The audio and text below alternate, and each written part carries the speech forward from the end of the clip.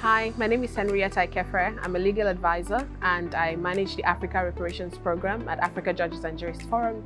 And today at the 83rd Ordinary Session of the African Commission on Human and People's Rights, we had a panel on the theme of the year. The theme of the year for the African Union is Justice for Africans and People of African Descent through Reparations. And so on that panel, we're unpacking what reparations mean for Africa, and specifically reparations for historical harms that involve the transatlantic enslavement of Africans, colonialism and apartheid. And we spoke about the legal frameworks that exist from the Durban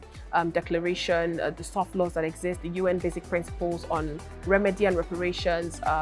looking at the Rome Statute, Article 29, that talks about crimes against humanity not having a statute of limitation, and so we're advancing that case. We looked at CARICOM, the Caribbean Community, and the 10-point agenda plan, drawing inspiration from that to say that the African Commission has a role to play, being that it is a premier human rights body on the continent and has been instrumental in norm setting. So we're advocating for the African Commission to adopt a general comment on reparations that speaks specifically to maybe Article 21 on the right to freely dispose of wealth, and from a reparations point of view, looking at how these historical harms led to exploitation of wealth, exploitation of resources on the continent, and the role the Commission can play in that regard. The Commission can also seek for states to, in their state reports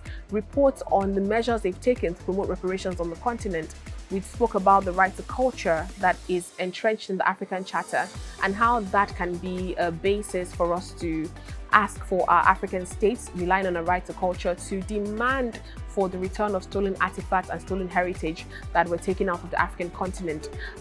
Reparations are not just about money, they are not a gift, they are a claim that have a moral and legal standing. And so we're speaking about debt cancellation, transfer of technology, amongst many others, including reshaping our curricula, our legal and social legal curricula, that our histories are not erased, and that generations that are born now know